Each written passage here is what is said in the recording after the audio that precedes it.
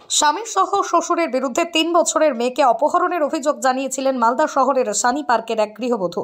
প্রায় ১ মাস পর মেয়েকে ফিরে পেয়ে আনন্দে আপ্লুত মা। আজ সকালেই বাবাকে গ্রেপ্তার করে মেয়েকে উদ্ধার করে ইংরেজবাজার থানার পুলিশ।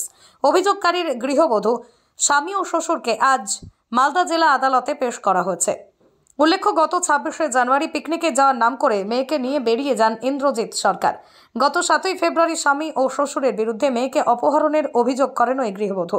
এরপরই আজ মালদা শহরের ঘোড়াপীর এলাকা থেকে গৃহবধূর স্বামী ও শ্বশুরকে গ্রেপ্তার করে মেয়েকে উদ্ধার করা হয়। যদিও এ বিষয়ে ওই গৃহবধূর স্বামী জানিয়েছেন তার স্ত্রীর অত্যাচারেই মেয়েকে নিয়ে পালিয়েছিলেন তিনি। অশান্তি হচ্ছিল বলে সহ্য করতে না পারে আমি আমার মেয়েকে জায়গায় থাকতে পারবো না বলে আমার মেয়েকে নিয়ে গেছি। আপনার ওয়াইফ তো বলছে অপহরণ করে নিয়ে চলে গেছেন মেয়েকে।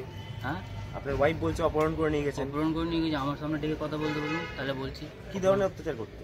হ্যাঁ, কি ধরনের অত্যাচার? পারিবারিক অশান্তি হতো, সেটা সহ্য করতে পারে না আজ থেকে না, সেটা বহুদিন থেকে না। সেটা কি নিয়ে অশান্তি?